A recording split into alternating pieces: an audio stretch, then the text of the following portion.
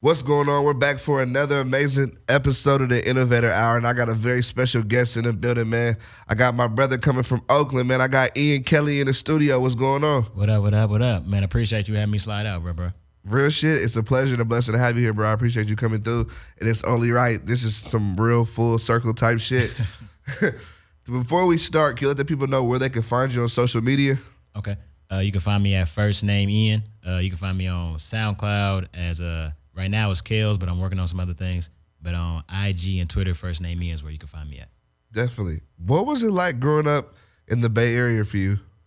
Woo! Growing up in the Bay Area, I actually had this conversation with my Lyft driver before I came here. Really? It felt like anything can happen at any moment. Yeah. And that's one thing how I definitely break down Oakland. He was like, bro, how's Oakland for you? And I'm like, well, honestly, Oakland, like it's a hood, but like don't get it twisted. Like we don't have like colors and exactly like gang banging, but it's a city of a hustle. So you feel me? Anything can happen at any time. Yeah. So you just gotta be prepared. Long time. Going into Oakland, that's what it was like. Yeah, nah, that's tight. Nah, I fuck with Oakland heavy. You already know that. I got love for the rich and all my other cities too. You feel me? I love the Bay. Bay, period. I haven't been in a while, but I do love it.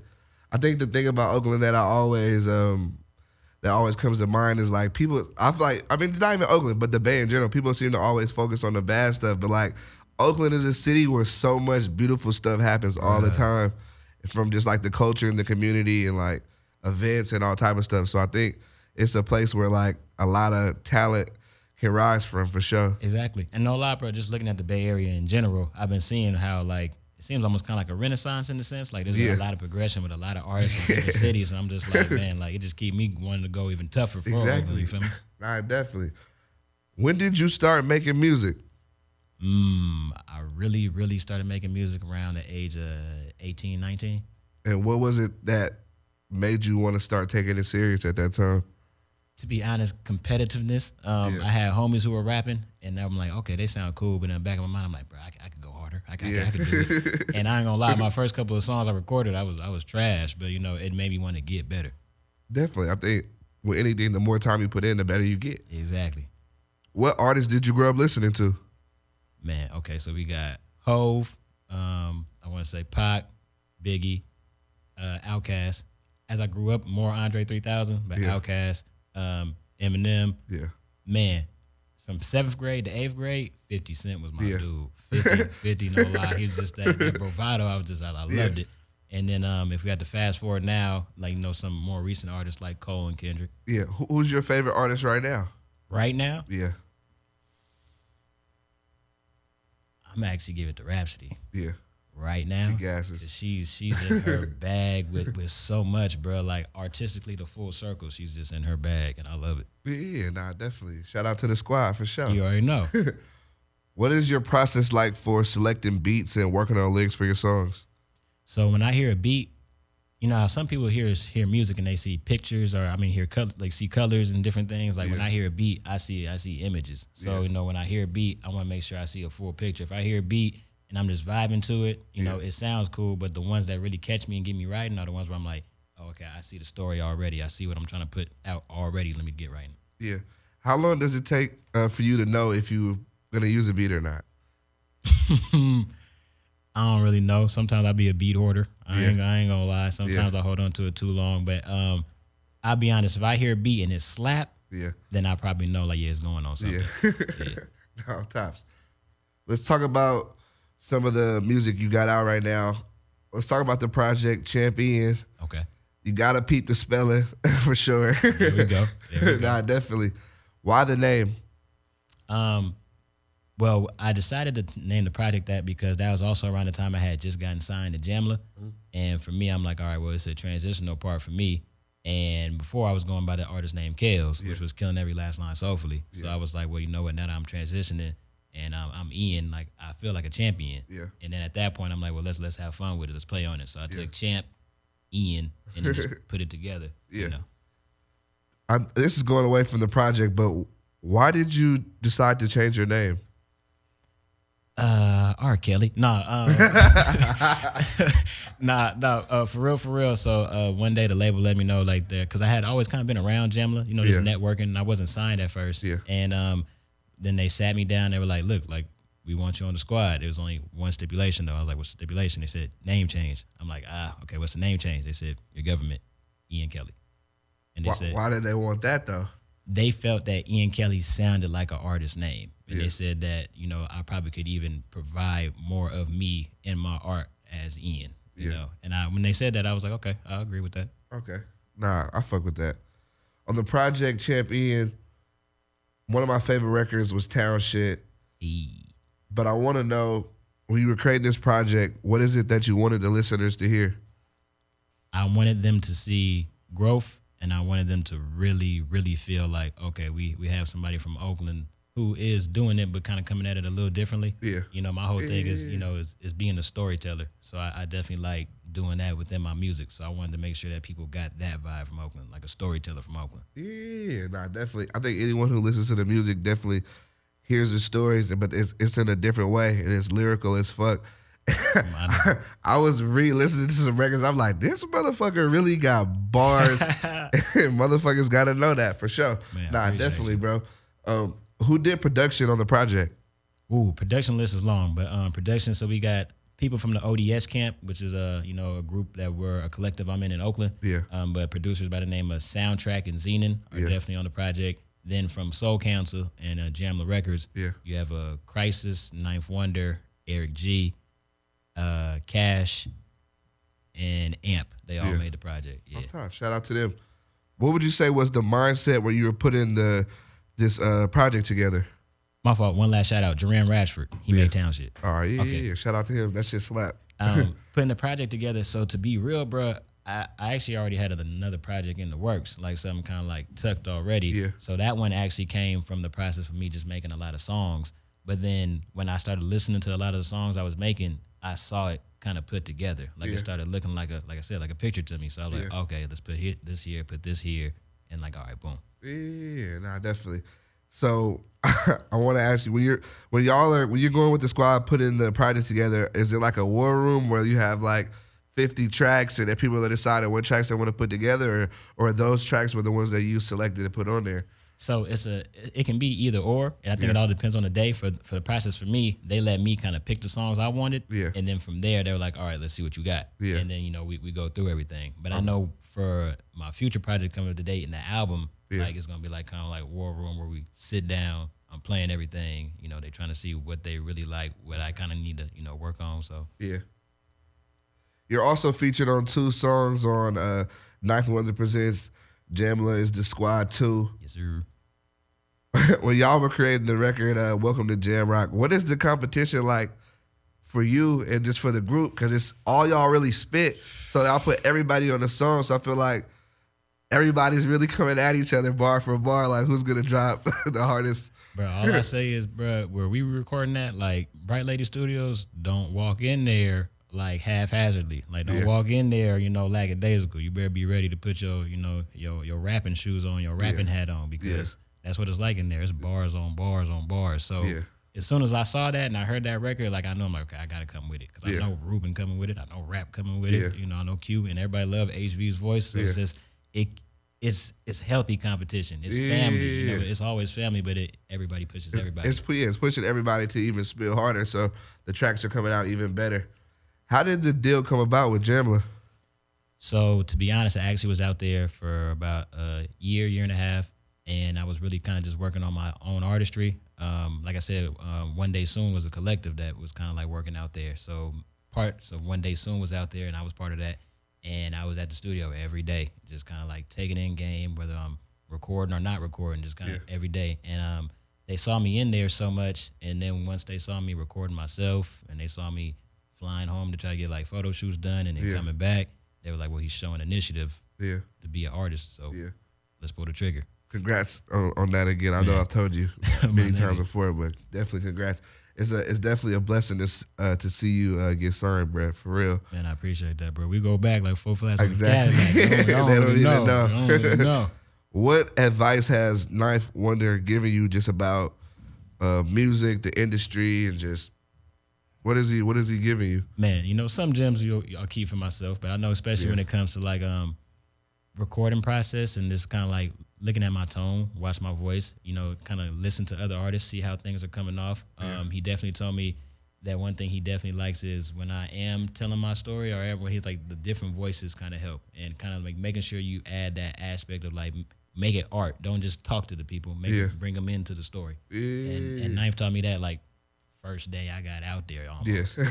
So when you put that bug in my ear, I'm like, okay, I took it around. Yeah, nah, I fuck with that heavy. Can you tell me about a surreal moment you've had so far in your music career? Ooh, surreal moment.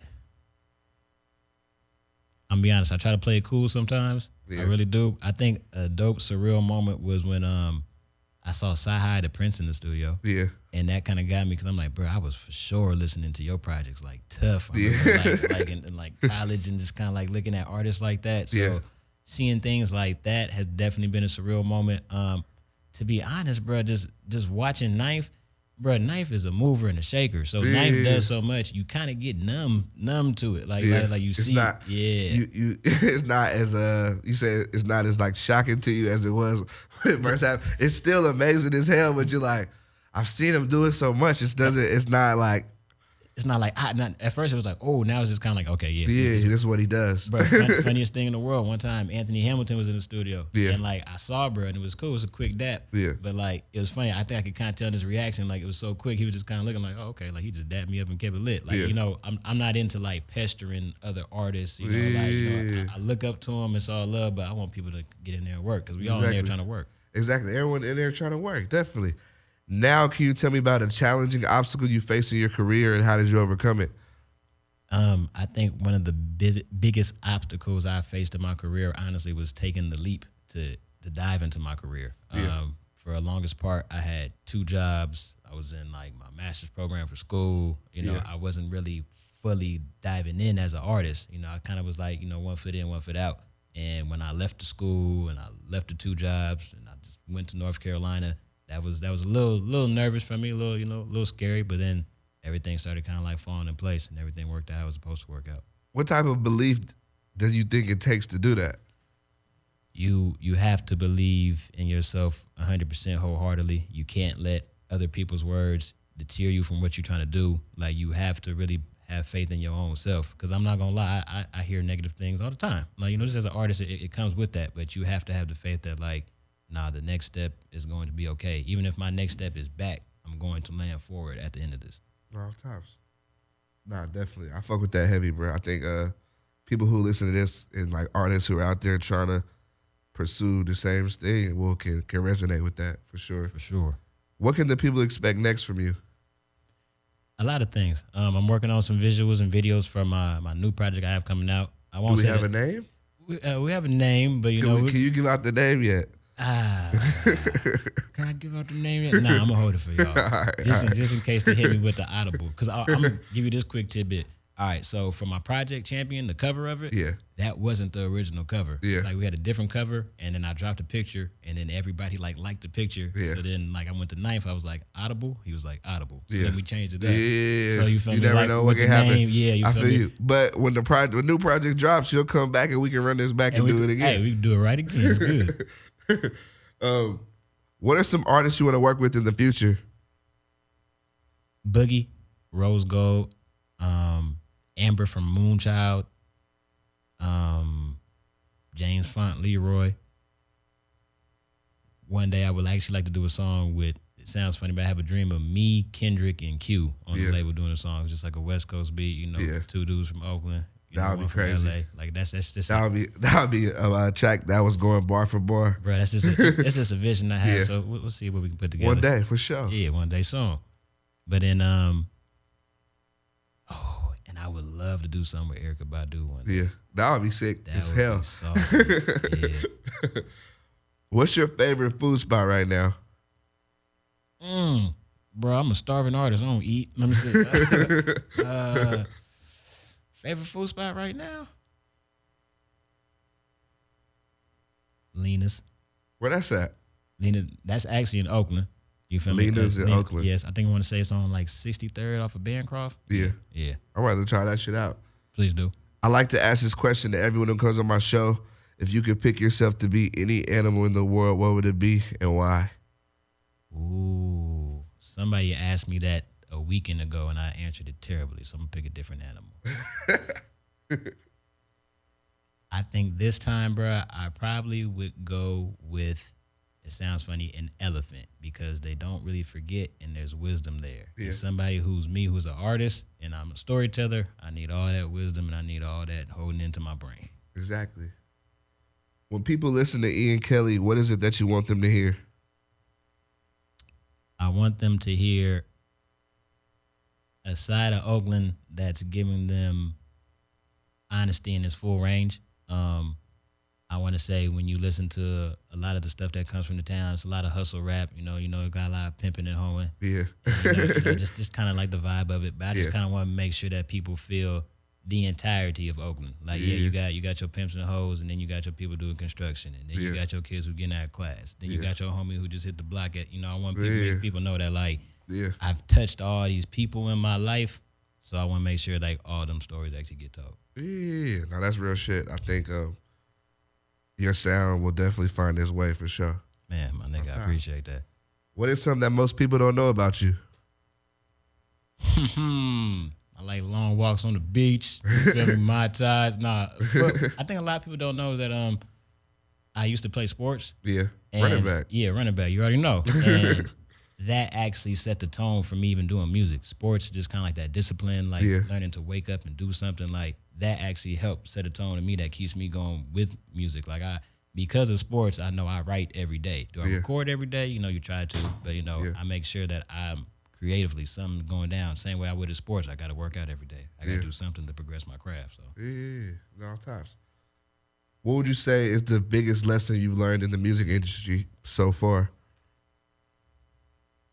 Patience and mental health is everything. Yeah. A lot of people don't want to talk about it. Yeah. But like as an artist, your mental health has to be on point. Like, some people may want a therapist, but talking to somebody, having that person that you can kind of like vent to, or those people that you can like converse with and politic with is important, because then they kind of help you get those thoughts and bounce them off the wall. And then from there, you keep it going. No lie.